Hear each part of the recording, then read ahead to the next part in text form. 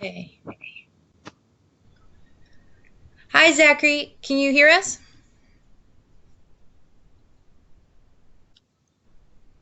Oh, I think oh, Zachary, is that you?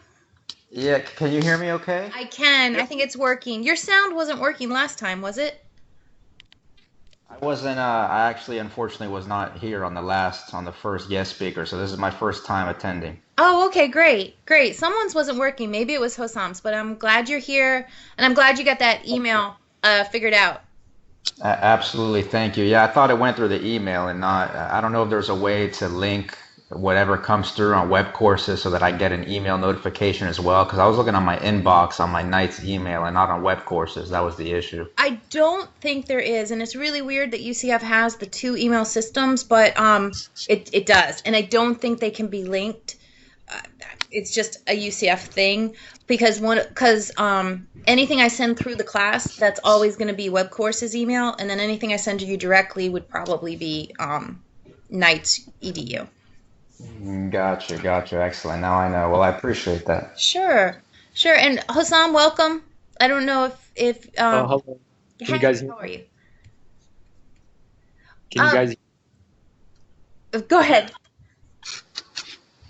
No, I'm asking if you guys can listen, can hear me through the microphone. Yeah. Yeah, I can. Oh, okay. Thank you. Okay, guys. So I don't want to hold Connor up too long.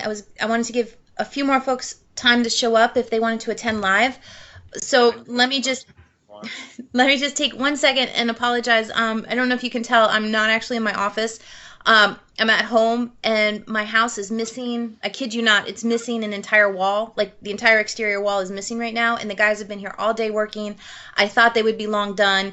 They're not. So I'm going to be muted most of the time, but you may hear some banging and hammering. That's what's going on. And that's also why I'm sitting in such a casual. I'm in the farthest room in my house from where the noise is. So. No, no problem. I'm getting ready to go up to the gym after this, so I'm also not the most professional attire. So Oh, good. I Good. Okay, awesome. That makes me feel better about the banging then. can you guys see me okay, by the way? Is the Yep. video working? Yes. Okay, excellent, excellent. I can see both of you, and I see Lisa's joined us too, and Armando. Welcome. I think without too much further ado, other than to say, Lisa and Armando, if you can get your camera on, that'd be great, just so we all know who's here, and we're not talking to faceless avatars.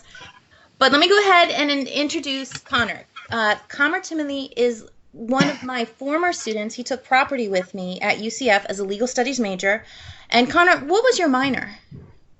I did a criminal justice major and a legal studies minor, Oh, and then so flip flop there. But yeah, so I did that.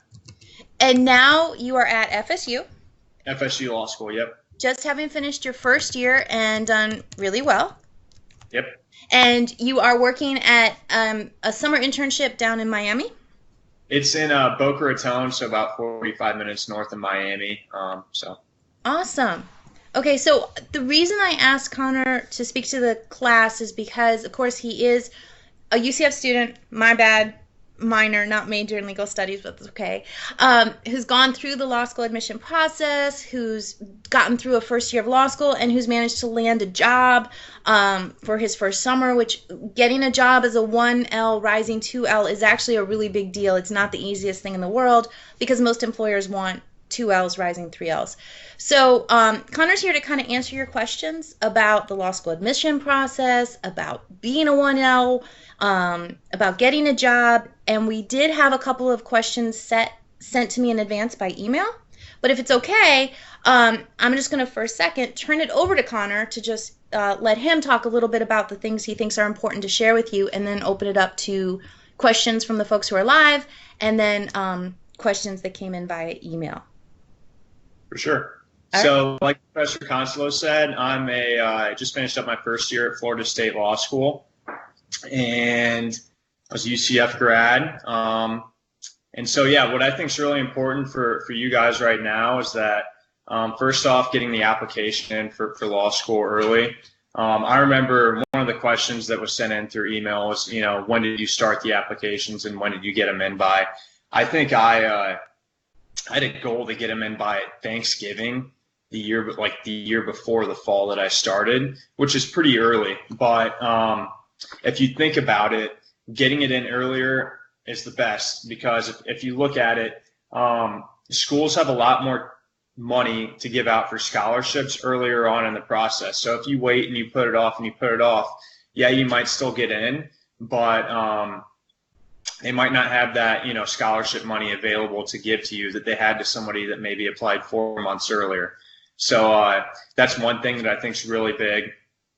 And then also just taking like your first year classes at your undergrad, so at UCF. So taking, for me, real property with Professor Consuelo. And I think that was the only really first year class that I took, but I could definitely notice certain concepts that in your law school class, like easements and real covenants and whatnot, just knowing what that is going into your first year law school class is so important, because it comes a lot easier.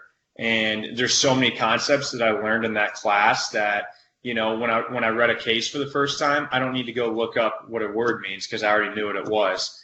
And so I think that's really important as well. And also, I forgot to mention as well, I'm working this summer at SBA Communications in Boca Raton.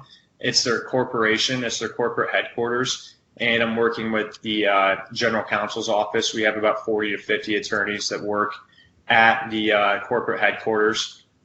And I'm doing a wide variety of things, like property disputes that we have. Well, basically what SBA is they buy and they lease out space on cell towers. So basically what they are, they explained it to me as pretty much a shopping mall, except vertical instead of horizontal.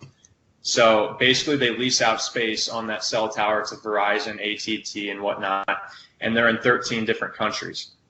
So I'm working with, a lot of property law, a lot of compliance, a lot of mergers and acquisitions, which is a big deal, has to do a lot with contracts, and then also some like securities regulations and whatnot, because we're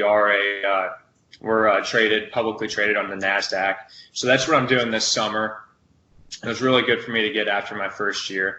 But yeah, if any questions you guys have whatsoever, I went through the application process just a year and a half ago. Just finished up my first year of law school, so I'm definitely a good asset. Connor, could I ask you one thing from what you were already talking about, how your first year classes, you hadn't taken a lot of those same classes at UCF, but it might have been helpful if you had. And I know everyone's a Capstone student, so it may not even be an option, but what were your first year classes? Because they tend to be core. You don't have a choice, right, in your first year classes? My first semester, I took civil procedure, which is pretty boring. It can be, just FYI. Then property, which I liked, and then torts. And then also every school everywhere, you're going to take a legal research and writing class your first and second semester of law school. So those are my first 4 classes my first semester. And then this spring semester, I took contracts, legislation and regulation, which is actually pretty unique to Florida State. I don't know of any other school really that makes you take that your first year. Then legal writing and research 2, constitutional law, and criminal law. So those are basically with the exception of legislation and regulation, those are basically your core classes that you're going to have to take at any law school. And just getting the background knowledge at UCF in a class. So for me, it was real property, learning what an easement was, learning what a real covenant was, what fee simple is, all that. It just makes it so much easier when you get to law school, because you're not having to look up what everything is. So. Could you talk? Oh no, go ahead, Hussam. Yeah, Connor, how's like the transition from like taking classes at UCF, like legal study classes, to like in law school? Like how different it is? What was your expectations, and what do you find there? So it's mainly just a law school class. It's just kind of structured a little bit differently. Basically, your first law school class, they're going to have, you're going to go on to your your web courses or Canvas, whatever school you go to, the week before, and there's going to be assignments for you that you're going to have to do the first day of class beforehand. And so for me, I remember my first class was civil procedure, and so you had to have that read beforehand. And basically the way that most law school classes work is that you're kind of getting cold called. You go in there and they'll have maybe 1 or 2 or 3 random people for the day that might be answering every single question that the teacher has for the day.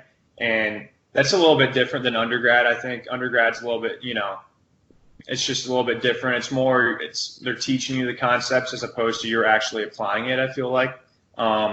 But yeah, so basically law school, you really have to read for each class. You have to read the cases. You have to read the notes after each case, because if it's your day to be called on by the teacher, you have to at least have read it. Though the teachers aren't, from my experience, with the exception of maybe one teacher, they're not intimidating.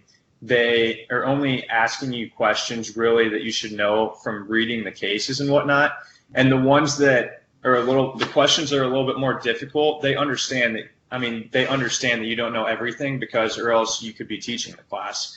So it's just one of those things that preparation for each class is just different. I don't know really how to explain it. You just have to read the assignment, and not only read it, understand the material. If a case is confusing, there's ways that you can look up case briefs to make it easier and simpler for you. So that's really important. And then also just being prepared for class and participating when you get a chance to participate. So it's just a little bit different. Connor, how much reading would you say, and I'm going to put it in the context of compared to being an undergrad student at UCF, was the reading about the same? Is it about twice as much? Like, what would you say the homework or reading is in comparison to what you experienced as an undergrad? So I would say, it's hard because every teacher is a little bit different, but in law school, I would say on average for each class I had, so each class for me was about 1 hour and 15 minutes. And if it's a 4 credit hour class, you'd have that class 3 times a week. And if it's a 3 credit hour class, you'd have that twice a week. And for each class, I would probably spend, for the first semester, probably 3 hours outside of class for each class. So for my first semester torts, it was a 4 credit hour class, or property and Civ Pro. Those 3 were 4 credit hour classes. And so that means I had 3 classes that were 1 hour and 15 minutes each every week. And I would probably spend roughly 3 hours for each class. So that equates to about 9 hours each class per week outside of class, if that makes sense. So for about each class I had, it was probably about 2 to 3 hours. As compared to undergrad, I kind of slacked off a little bit more in undergrad maybe than I should have a little bit, but it depends. And also I'd like to say too, like, everybody reads differently. Some people, I kind of read a little bit slower because I like to take the time to read, understand it. What's not important is how fast you read it. What's important is what you get out of it. So, if you take 4 hours to read something and the person next to you in class says that they took 1 hour and a half, well, they might just skim through it and not gotten anything out of the text. So it's really personal. Some people, are slower readers. Some people like to read things over a second time. But I'd say on average too, number of pages, probably 15 to 20 pages. But I will say reading a case is just completely different than reading like the notes or just like a summary of something, as opposed to reading a case. Because some judges, some of these cases are from 150 years ago. They just spoke differently back then. Some judges type cases in really confusing ways. So it just really depends, to be honest. But I'd say per class, first semester, I spent about 3 hours per class to get ready for class. So do you have a job, Connor? So like during the school year? Yeah. I did not. That was one of the questions that I think you had asked in the email, right? All right. Oh, we can't hear you. Can you hear Dr.? No. Sorry. Yeah, a student had sent in that same question, and I actually get asked that question as a professor all the time. Can I work my first year of law school? So it's really hard, and I would say something. I was kind of thinking about that as I was reading that question on the email that Professor Consuelo sent.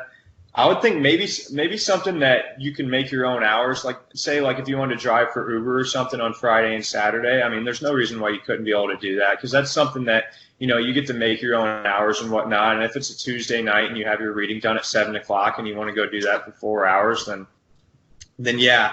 But I would say, as a general rule, any job where you're going to have specified time that you have to go to each week, it's just going to be really hard. And to put it in perspective, like your first semester's grades are extremely important. And it's not saying if you do bad that you can't recover from them, but just getting the best grades as possible and spending as much time as you can on law school makes it a little bit difficult to have your typical job. But I don't see why something like that's something I just thought of, like driving for Uber or maybe doing something like that where you get to make kind of create your own hours. I don't see why you couldn't do something like that. But in general, it's just very hard to have your typical job while in your first year of law school. But they've done studies. I've read some studies that one of the reasons the wealth gap, if you guys have heard of the wealth gap in America, keeps growing is that students who are able to not work, particularly in a graduate school setting like law school, do so much better. And so what happens is, because they weren't working, they weren't spending that time in employment, they were spending that time studying, they're able to get better grades, and then those better grades translate directly to a better job, higher paying job when they graduate, where a student who had to work or chose to work, most of the time their grades are not going to be as good, and then the job and employment opportunities they have, at least for the first few years of their career, just aren't the same.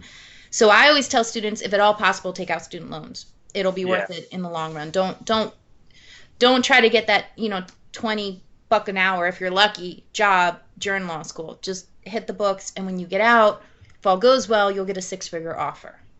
Yeah, I completely agree with that, because if you think about it, like I said too, if you don't do as well as you expected first semester, it's one thing that, for example, my first semester was 14 credit hours, and it's 91 total hours to get your JD. So, 14 hours is nothing in the grand scheme of things if you do bad. But it's one of those things that if you do really well your first semester, it can be the difference. It can really change your life, to be honest, just for getting good grades in 4 classes. For example, like my job this summer, they only had my first semester's grades going into my interview. And so when they see, like, I did better first semester than I did second semester. So when they saw that first semester grades, those are the only grades that they went off of when they interviewed me. So, and then also too, like going back to the whole, like, it just takes it takes a little bit longer your first semester to get used to reading these cases and to study. You haven't done it before. You've never made an outline before. So everything just kind of takes a little bit longer. And it's just hard. If you have a job, it's just really hard to put the amount of work into law school that you should. And then also something that I did is I did nothing but work the summer beforehand. I graduated from UCF on like May 3rd, I think. I started law school on August 20-something.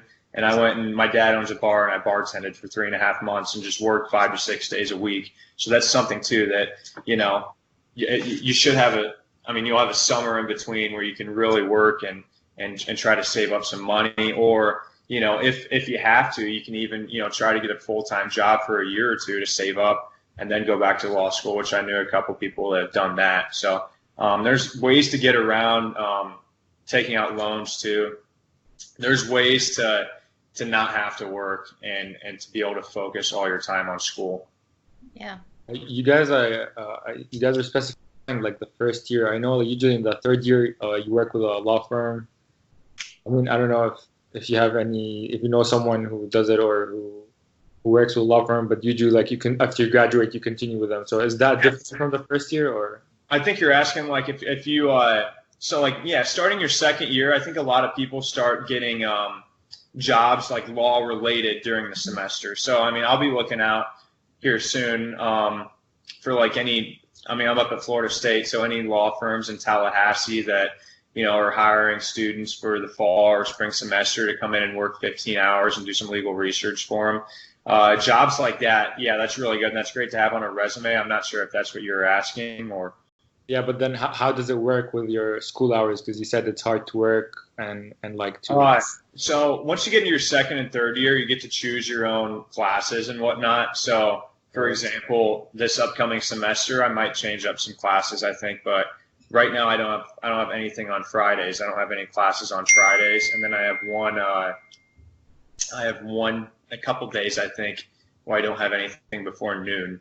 So if I wanted to get a job like that, then I would be able to, and it's not like I could spend a ton of time at a law firm working, but 15 hours maybe. So yeah, that's something that's very doable after your first year. But first year, it's just very hard to have, your traditional job while going to law school. So that's a good question, though.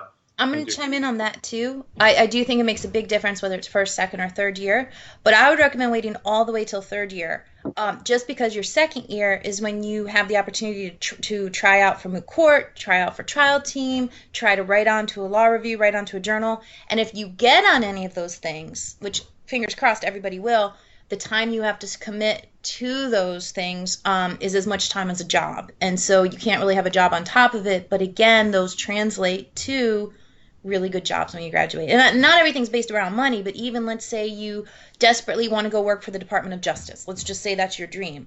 The pay is okay, but it's not like big law, but that's your dream to get in. That's a lot of people's dream. And so Department of Justice jobs or FBI jobs, those are highly competitive. And so they want to see people who have been on a journal or been on a law review. And if you're working your second year, it's kind of hard to do that. So Connor's much closer to what's going on than I am, but I try to advise my students, if you got to work, you just feel the urge to work, or you want to build up a reputation with a particular firm, save it for your third year. Or the summers, like Connor said, summers are for working. I mean, that's what they're for. So, yeah. And definitely, like, after your first year, you definitely want to work in something legal, whether it's, I will say, like, a lot of the jobs after your first year, it's kind of sad. A lot of them are not paid. So it's kind of hard for some people to balance doing a job that's legal with also wanting to actually go out and make money to fund, their school year. But it's something that you can do a little bit of both. Maybe you can clerk for a judge or, work at a law firm for 20 hours if you're not getting paid, and then go do your other job for the other 20 hours or whatnot. So, yeah, I think that's something that you could do as well. And then, like Professor Consuelo said, just kind of depends on what you really want to get into as well. Like moot court, law review, all that stuff's very helpful for jobs and whatnot. So you also want to be able to save some time to be able to write onto that, to be able to try out for that kind of stuff. So that's very important as well. Okay. So before I get to the next set of emailed questions, and I think I saw Hussam raise his hand. If there's any other questions, please feel free to ask. I don't know. Do you suggest working before going to law school, like getting experience as a paralegal or whatever? So I didn't do that. I just kind of, for me personally, I didn't want to take any time off because I thought it'd be hard for me to get back into school. But everybody's different. And I knew a lot of people that, one of my really good friends, she went and worked, I think, at a law firm down here in Boca. That's where she's from, for a year, and then went to law school afterwards. And she was, getting paid as a paralegal and whatnot. And it looks really good on her law school resume, first off. And second off, she was able to work for a year and save up some money and whatnot. So if that's something, that's definitely a really good option. If you are going to take time off between UCF and law school and you want to get a full-time job, I would definitely try to do something legal related. So that way, when you go to apply for law school and they ask for your resume, you can say, hey, I was a paralegal at such and such law firm, or I worked, with such and such attorney. That way, or I worked at a courthouse or something like that. That way, you have something legal on your resume that, kind of puts you toward the top of the list when they're looking at applications. So that's something that I think would be a really good idea if you do want to take some time off. Definitely try to get a job legal related. So I do have a quick question. Can you guys still hear me okay? Yeah.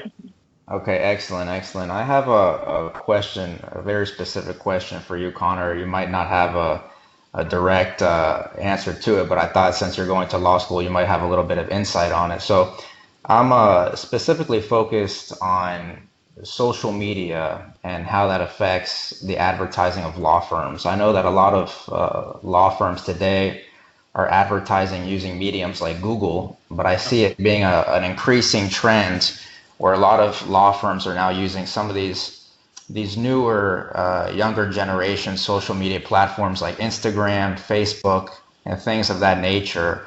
Do you see that being a growing field in law school, that they're now teaching advertising specifically using platforms like social media, or is that not really something that they're focusing on? Because I see it myself in my personal business as a growing trend. A lot of law firms now using Instagram as a way to advertise their business. So I'm just wondering if that's something that they're starting to teach now at law firms, or if it's not.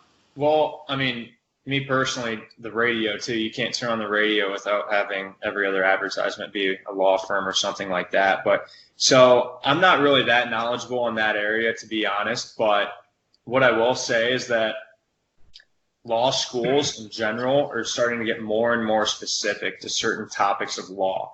So, maybe like my dad went to law school, like I don't even know how long ago. He won't want me to tell how long he went to law school ago, but they wouldn't have been able to offer anything so specific like that back then, I think. Whereas now you're starting to get more and more particularized, the classes are. So that's something that, they definitely have law courses surrounding mass communications and whatnot. Definitely like stuff like that. So that's something that as law schools get more and more specialized, I think there's more special courses for different topics.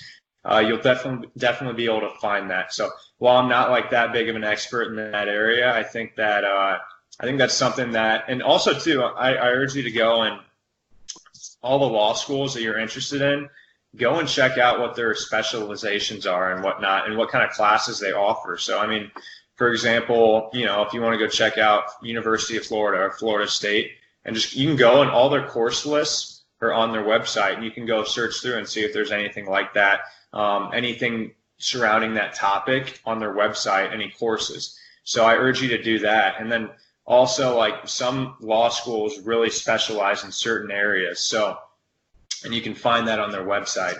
So if you go on their course list, you'll be able to see, okay, they offer something that I'm really interested in. They offer media in the law or something, that they offer that as a class. That's something I would urge you to do, is to go and check out the course list that the law schools offer and try to find some that are really geared toward that particular interest. Excellent. Then one last quick question, more of a personal question. Do you see yourself in the current role that you're playing for the internship that you're in now? Is it following the same kind of lines of what you were interested in studying before you even started attending law school, or do you see yourself needing to be a little bit versatile and going into different areas of the law that you didn't necessarily have interest in initially? That's a great question. I had no idea what I wanted to be going into law school. I did criminal justice major, and my dad was he still is a criminal defense attorney in Illinois, but I had no idea. I kind of wasn't sure if I wanted to do that or not. And so, and I learned too, a lot of people don't know what they want to do either. I had no idea what type of law I wanted to practice. And also I realized that I had no idea how many areas and fields of law there are out there. There's so many different areas of law. There's attorneys out there that never have stepped foot. They might be, they might have practiced for 35 years and they've never stepped foot in a courthouse before. I had no idea that was a thing. I had no idea what I wanted to do, and I kind of started getting interested. FSU offers a business law certificate, so I was checking that out, and then some of the coursework, like properties, big in like my internship, and I did good in property, so I kind of just started getting geared toward business law somehow, and so that's how I got into that, how I got into my internship. But to answer your question, I had no idea what I wanted to do going into law school. And not only that, is I didn't know all the areas of law there are out there. And so I definitely urge that too. If you have time and you just want to research, jobs in different areas of law out there, I urge you to do that because, there's so many different areas of law and everything's getting more specialized out there. There's transactional work, which attorneys that work with contracts. There's attorneys that do compliance for, corporations and whatnot. They make sure that the corporation's complying with all the regulations and laws. I had no idea all that was out there. So I definitely urge you.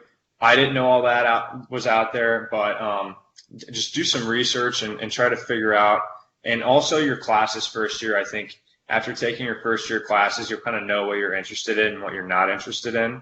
So I actually think it's probably better going into law school not knowing what you want to do as opposed to like being very focused on something, just because you might want to change your mind or whatnot. So yeah, so to answer your question, I had no idea I would be like doing something like this summer, but Gotcha. Yeah, I appreciate that. Yeah, because I have a specific interest in business law as a business owner myself. But based on the people that I encounter and a lot of personal friends that are currently in law school, they kind of tell me the same thing that you just told me, is that walking into it, they're open-minded and they end up going into a direction that they necessarily didn't see themselves going into initially. So I appreciate that.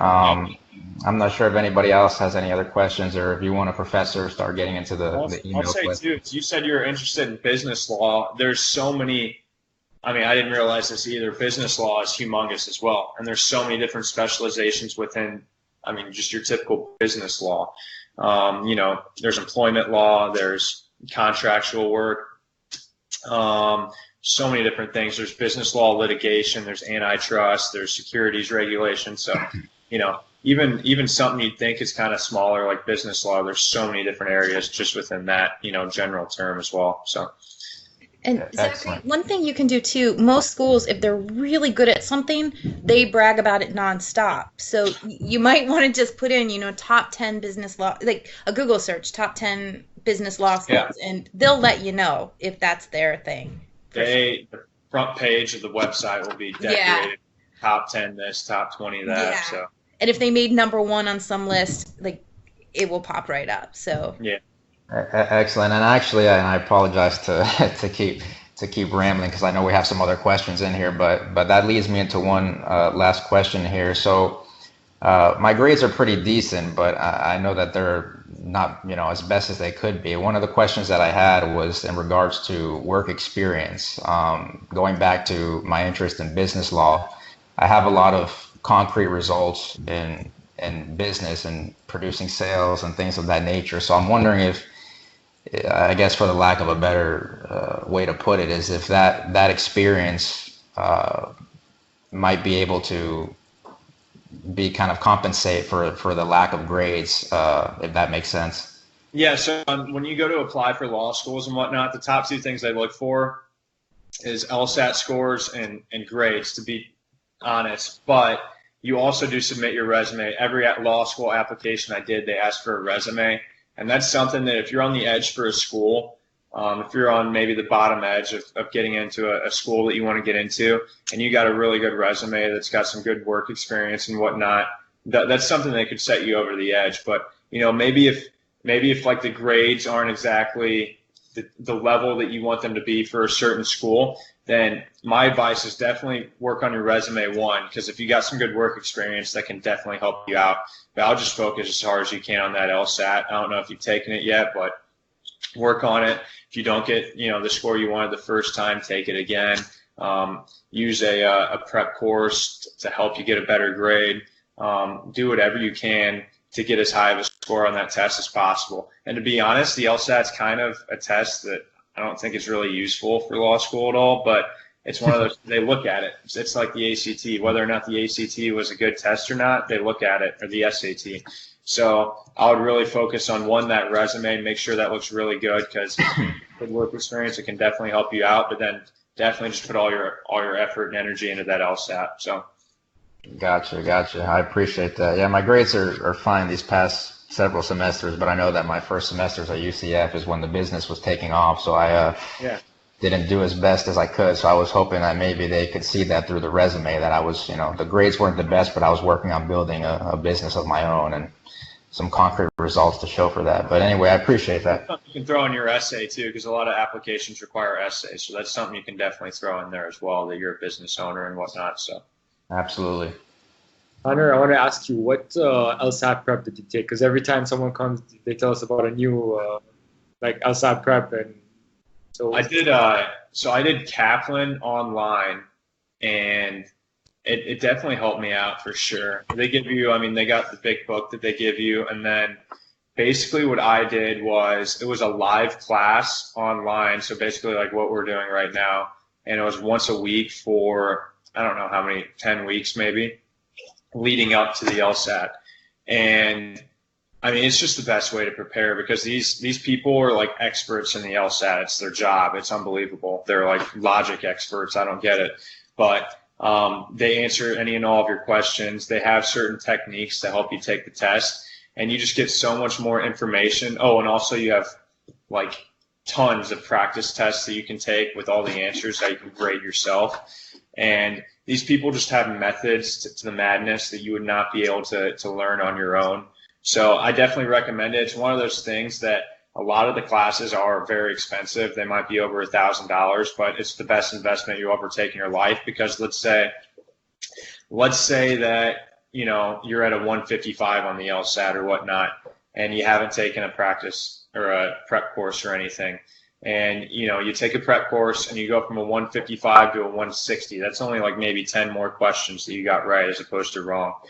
You might have spent $1,000 on the prep course, but going from 155 to 160, you might get $10,000 more a year in scholarships. I mean, it's unbelievable. So, you know, that $1,000 investment, all of a sudden, $10,000 over the span of 3 years, that $1,000 just turned into $30,000. So it's definitely a great investment. I know it's expensive, but it's something that, you know, if you can afford to do it, it's definitely worth it.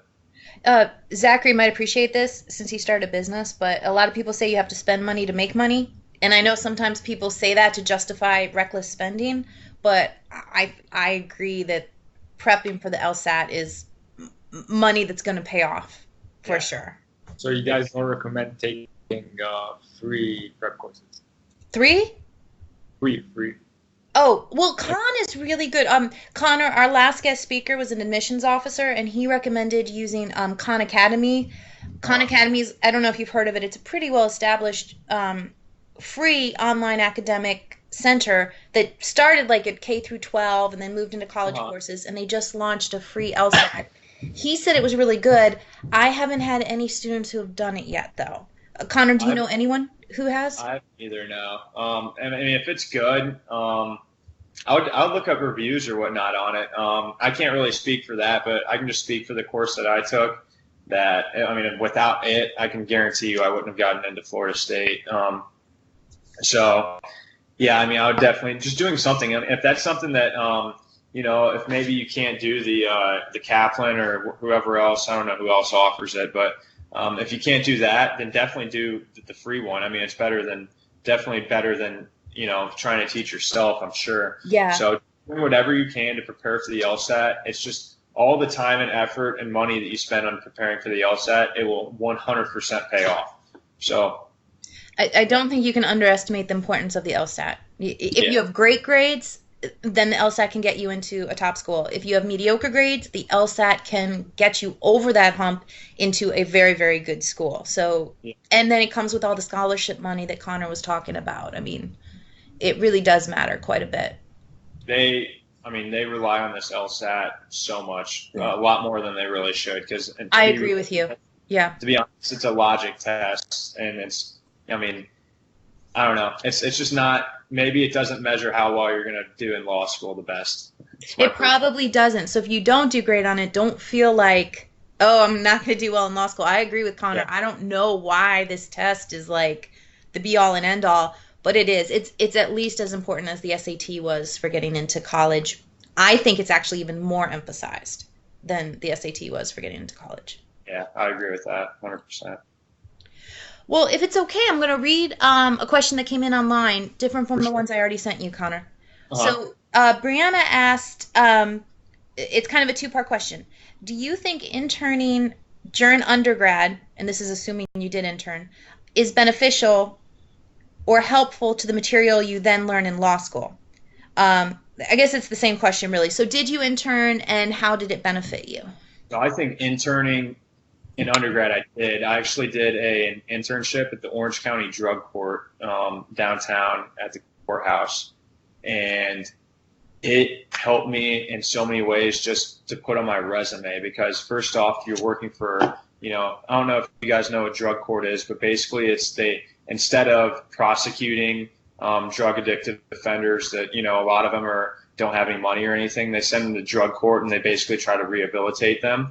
That looks so good on a resume. I mean, I emphasize that in all my law school essays. I put it at the top of my law school resume. So any type of internship you can do in undergrad that's legal related will help you so much on the resume. And I mean, it's not going to help you with, the material in your first year of law school. I'll be completely honest with you, but it's going to help you get into law school, and it's going to help you get, maybe a good scholarship or whatnot. And it's going to be a good show of your character too. So, I think any internship that you can do that's legal related while at UCF will definitely help you. And that's something too that, if you've done one, I would definitely emphasize it on the top of your resume, because I think my internship that I did, I mean, it's helped me in so many ways. And I still have it on my resume right now.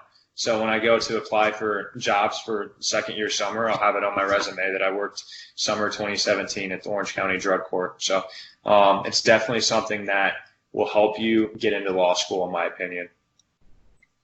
So. And also get jobs when you're because when I was applying for jobs this summer, they asked me about my internship at UCF. So it'll definitely help you out. I highly recommend doing one. I'm just checking out one more.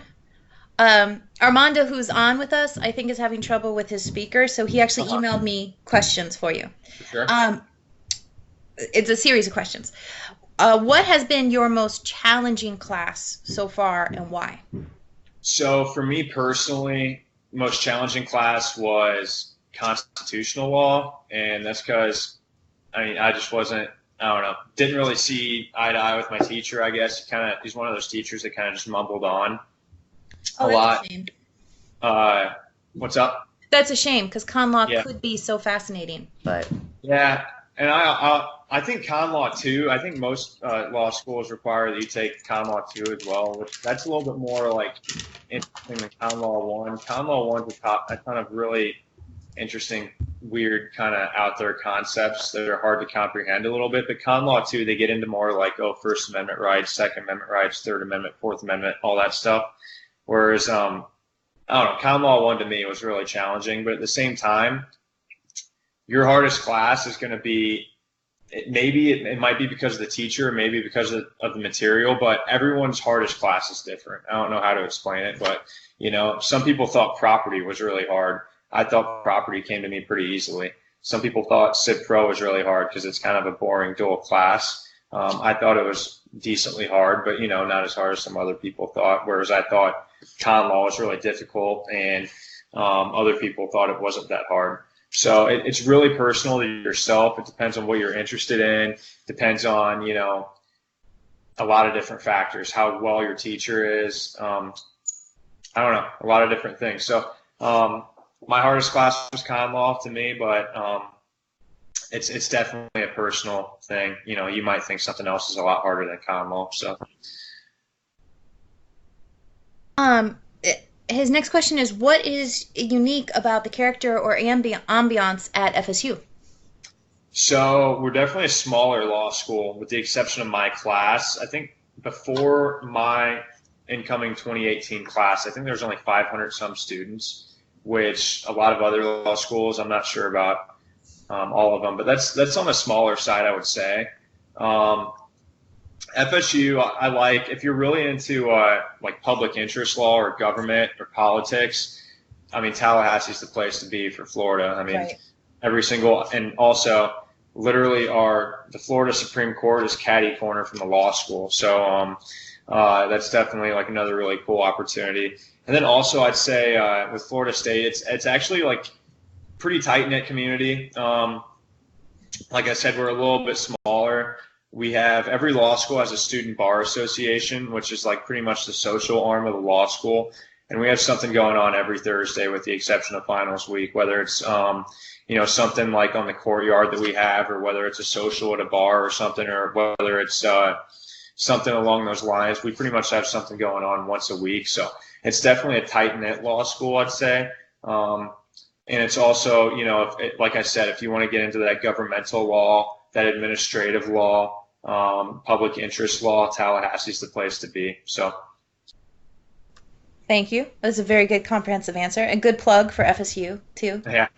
Um, um, there's a couple questions about the bar, but you really haven't gotten to that stage yet. So I'm going to save those questions, Armando, to our next guest speaker because she took the bar more recently. But Connor, and also because we're running down on time just a little bit. But Armando asked, how did you balance life during your first year, and do you have any studying tips? So my studying tip is, well, first off, everybody's different. For me personally, I realized that if I saved all my reading for late at night, I'm not gonna get it done. I'm not gonna be focused. You go to class all day, your brain's fried from listening to professors talk and having to read cases. So if you save, tomorrow's homework for the night before, to me that was really hard. And there's so many distractions going on at night. Like I'm big into sports, and there's so many games going on at 7 o'clock, 8 o'clock at night. So it's hard to save stuff for then. I always woke up early and did stuff. I know it sounds bad. I think at UCF, my average wake up time was like probably 11 o'clock. That might be a little bit generous, but I started waking up at like 5:30 or so at FSU, just because I'm not distracted that early in the morning. I could wake up, have a cup of coffee, sit down and read till 8:30 or 9 o'clock, get 3.5 hours of reading in, and then go to class. And then maybe read for a couple hours after class, and I'm done by 5, 6 o'clock. I have the evening to relax. If somebody wants to go out to eat, I'm able to go out to eat. If somebody wants to, meet up and watch a game or something, I'm able to do that. If I want to go to the gym, I can do that. So for me, my best studying tip was wake up early when you're not distracted. Like my advice on that is just find whatever studying habit and studying place is least distracting for you. That might be at home. For me, it was at home. Some people, it's at school. Find what's best for you. There's not one trick or whatever. And then also, like more particular into law school, studying tip. I would say you'll learn about outlines when you get to law school. That's something I really haven't touched on yet. But basically, in law school, you want to make an outline for the class. And it's basically like a summary for the class I don't know how else to explain it. It's kind of just like a synopsis of the class. My outlines are usually about 25, 30 pages of just broad general notes from the class that, it's the class compressed into 30 pages. And a lot of people are going to be going around and saying, oh, I got the outline of the person that booked the class 3 years ago. I think that's, take the outline or whatever and look at it. But my best, if you can take one thing from this interview right now, it's to make your own outline. Everybody learns differently. Make your own outline for each class. Use your own notes and make something that makes sense to you, because the person who booked the class 3 years ago might have a writing style that you just don't understand. They might just format it differently or in a way that you just don't understand. So use the notes. And also too, like, teachers sometimes focus on different concepts from year to year. So if you have someone's outline from 3 years ago, they might have focused a lot more on, eminent domain than you did, in your class this year. So definitely make your own outline. And I think that's something that'll benefit you tremendously.